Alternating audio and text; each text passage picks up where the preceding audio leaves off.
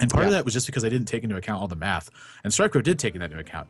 If your 2 boombots hit the board, and each of them dies through combat, they've dealt 1 point damage each. So that's 2 damage you've gotten from the battle cry. And then the 1 to 4 random damage that the boombots deal is on average going to be 2.5 damage each. So that's 5 damage between the 2 boombots. If both of them die in combat, that's a 7 damage battle cry you're getting from a 7 mana 7/7. And that's just something I think that people were just not even thinking about, really. They were just like, 2 1/1s to deal some damage, big deal. And a big game hunter target. It does get big game hunted a lot, but again, the battle cry, if the minions die in combat, is worth 7 damage. And that's just something you can't ignore, and that's something that frankly I did ignore, and it looking like an idiot when it was all said and done. I did manage to get Mech Warfer though. I thought that one was really good. Mech Mage versus Druid is going to be this first match of the day. Nyria is going to be the one on Druid, and Strucko is going to be the one on Mech Mage. Touching on these players' lineups, by the way, Nyria is coming with Warrior, Rogue, Druid, and Strikeco is actually coming with Hunter, Mage, and Paladin. So no Druid or Rogue in Strikeco's lineup, and not too big of a surprise to me. Yeah, Strikeco, as you said, he's a big innovator, and he was actually one of the first players to play Mech Mage and bring it to a tournament.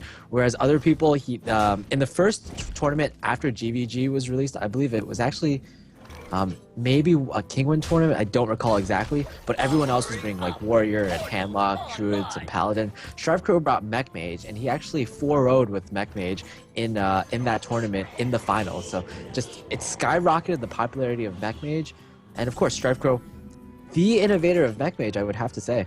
Yeah, a lot of people had builds of Mech Mage, but they were kind of all over the place. Like the ones that I saw that I took the most note of were the versions that were running Fel Reaver. And Fel Reaver was such a powerful card.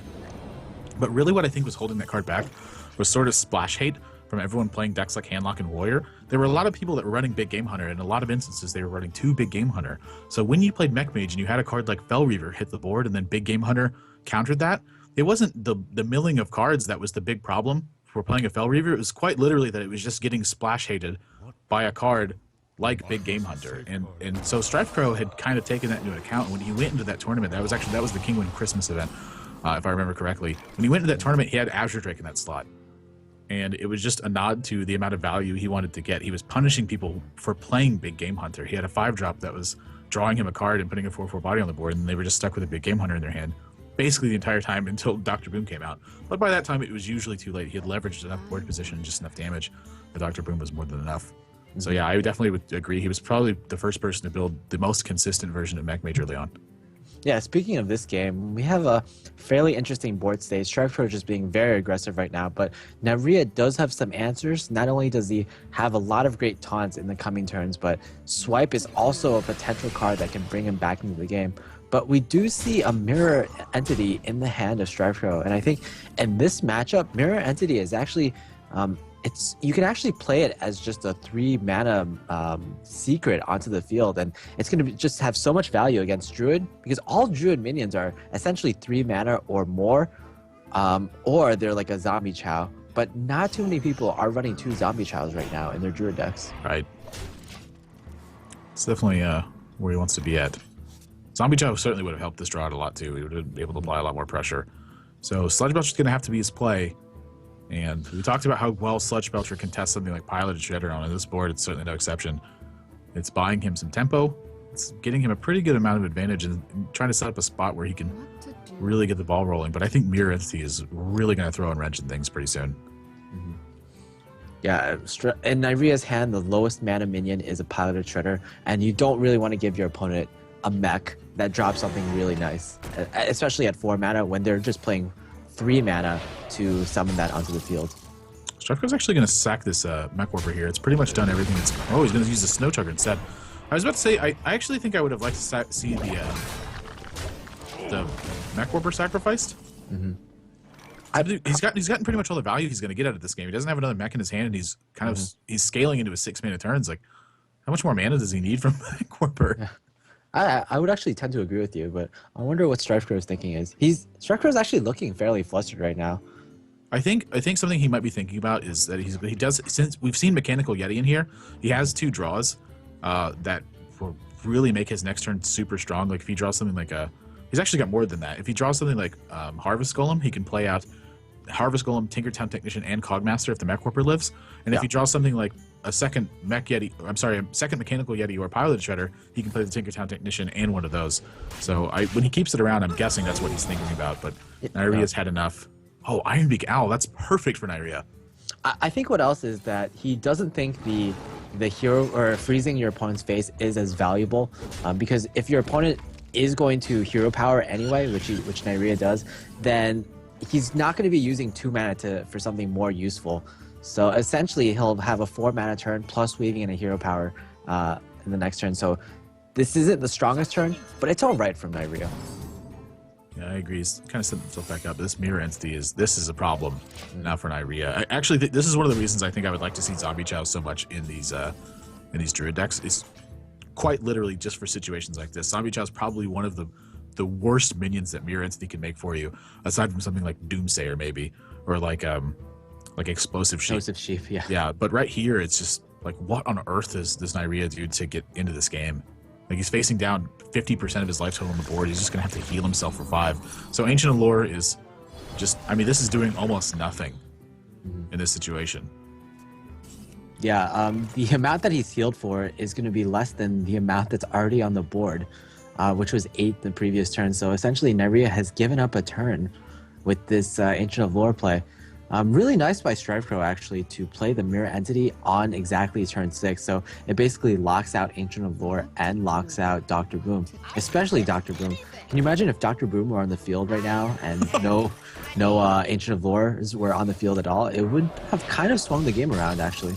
So Frostbolt and Hero Power is going to be on this 5/5, and the rest of this damage is going for face. And Nyria is in dire straits right now. He just took 13 points of damage and got his 5/5 destroyed. And Swipe, I don't think is going to be able to pick this up. Yeah, Swipe is nice, I guess, but when you're looking at this board, what can Druid do to clear it? It doesn't really exactly have Brawl or Equality Consecrate. He's looking to swipe and potentially maybe get a freezing spare part. Cloak isn't going to do much. You know, Cloak actually isn't the worst. I'd like to see him cloak this 5/1, but I don't really know if he can. If he does that, like, he's going to die to so many things on this follow-up. Like, he dies to just a mech if he chooses to not hero power the Cogmaster down, so I can't blame him for that, but gosh, this is looking brutal. Yeah, I guess, like, Nyria does have a pretty decent hand, and his opponent has 3 spare parts in the field, so I guess that's all right. But Nyria next turn, he'll have to deal with the minions on the board, in addition to healing up some, because he just really needs the second Ancient Allure right now. Yeah, I think Finicky Cloakfield is going to have to come out of this Ancient Allure here. You don't want this to get a second swipe to happen to clear this up, or even something like Wrath and Keeper of the Grove. So I'd like to see this Cloakfield happen just to really keep the pressure on. Yeah, I agree. You're probably not going to need all your spare parts for an Archmage Antonidas, so I think this is fair enough. Speaking of Keeper of the Grove. All right, so Cenarius looks like it's a pretty strong play here, but Nyria's also got to think about when he starts weaving in hero powers and how he does it, but I don't think he really has the luxury of playing around something like Frostbolt right now, so I think he just has to get the most he can out of everything he's got and hope for the best, basically. This is actually really reminiscent of the Savitz versus Tice game we saw yesterday, where Mech Mage looked like in a really good position, but eventually it kind of ran out of steam and it was looking to top deck Frostbolts and Fireballs throughout the rest of the game. Whereas the Druid, it has all the cards it needs, but it's at low life, so it's struggling to put up taunts, struggling to stabilize. So curious how he uses Reversing Switch. I think one of the easiest ways he could use it on the Sonoyatron and clear through these taunts and then keep pings going to face to try to occupy as much of Nyria's mana as he can. But I think he wants to keep his Reversing Switch. Yeah, the Reversing Switch, I guess, is if you could use it in the future for things like Sludge Belchers to make it a 5/3 instead. Or you could just use it, I guess, like, saving it for Antonidas isn't too relevant. I feel like he really wants to armor plating this 5/2 as well to keep it out of Keeper of the Grove range. Yeah, I think you're all right with using one of your spare parts right now. You don't exactly need both. Oh, you know what? Reversing Switch kind of does the exact same thing, actually. Because it doesn't need that much damage to push through. It only needs like 1 or 2 points to get through right now. I mean, Nyria's only... I mean, he's at 3. Well, fortunately, Keeper, if he plays the Keeper right now, he'll still be able to take down the Ancient of Lore. And this is actually looking to be like if Strife Crow doesn't top deck something like any of his burns in the next few turns or Archmage Antonius, then that's the worst Oh draw my for Strife gosh. Crow. That is the actual worst draw in his deck. This is a second mirror entity, so this mad scientist can't pull anything out. Strife Crow has almost zero play this turn. That's relevant. Wow, this is like, I mean, this is a real turnaround in the making. I wonder. Yeah, imagine if Nyria draws something like Savage Roar in the next few turns. This exactly, it could turn around. And because the mirror entity is on the field, if Nyria also draws a Zombie Chow or an Ancient of Lore, it could also be a really nice turnaround. And speaking of Savage Roar, here it is. And how close is Nyria to lethal right now? He's got 20 points of damage, it looks like.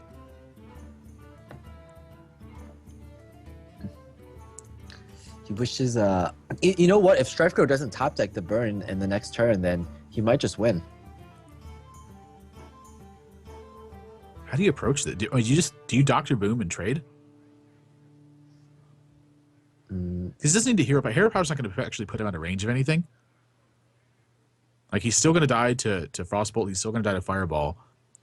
I can't think of a single 1 mana or like 1 damage spell that Mage has. Like, everything, it's like Frostbolt or Fireball or Pyroblast. Yeah, I think that's what he's going to do. I think you're going to see Savage Roar and trade. Yeah, I think that's very nice. This sets up lethal, probably. I mean, there's a Dr. Boom on the board, 2 Boom Bots. Oh, he's not going to trade. He's actually just going for face. So what else? Is there anything else he dies to here? I mean, he dies to like random silences, and he dies to it's like Polymorph or something like that. But I don't think that Strife Crow's ever even really running these cards. All right, this is the key drop. Mech Warper. No, that's not it. Wow, that's game. Nyria just turned this around and took it. He stabilized at 3 health and was able to turn this game around. You know, this is actually just the same exact game that we saw from Tice versus Savitz, except Savitz was able to top deck the Frostbolt, whereas Strife Crow wasn't.